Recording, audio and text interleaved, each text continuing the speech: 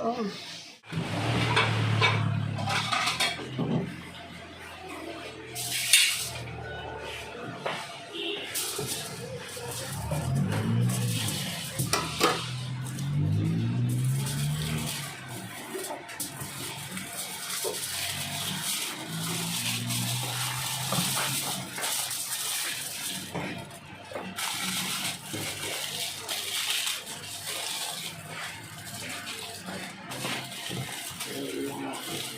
Pero, nakayutin mo lang.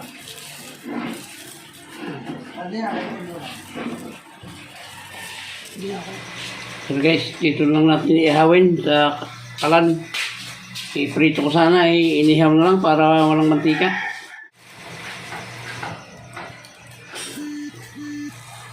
Yan.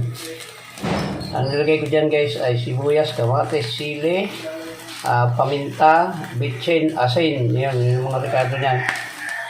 Tapos pinalot ko sa dahon at oil para makapal yan. Kahit anong yan, kahit anong lakas ng apoy niyan, hindi masusunog yan dahil ano naman yan.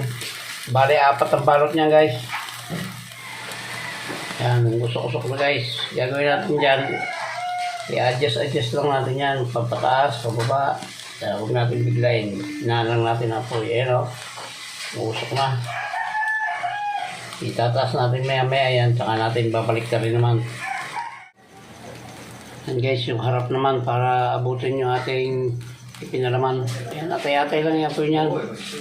Alam niyo naman yan kung luto na at malambot na yan. Pag matigas pa, ay hilaw pa yan. Ayan guys, usok na. Babalik na rin natin at para yung kabila naman para magpantay. Ayan guys, nabaliktad ko na yan.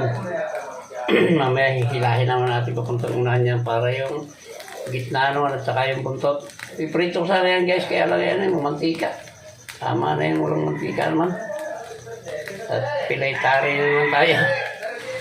Ayan guys, in-adjust ko na.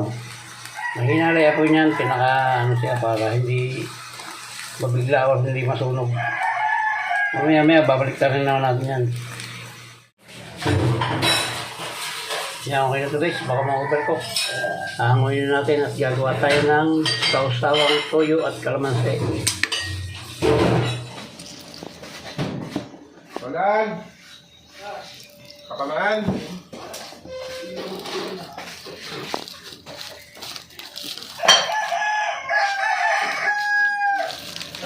Ano ba naman?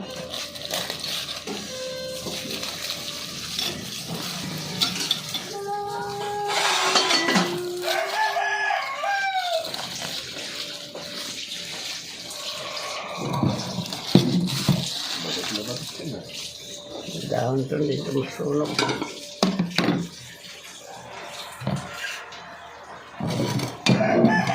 Yan, guys, lalo kumain.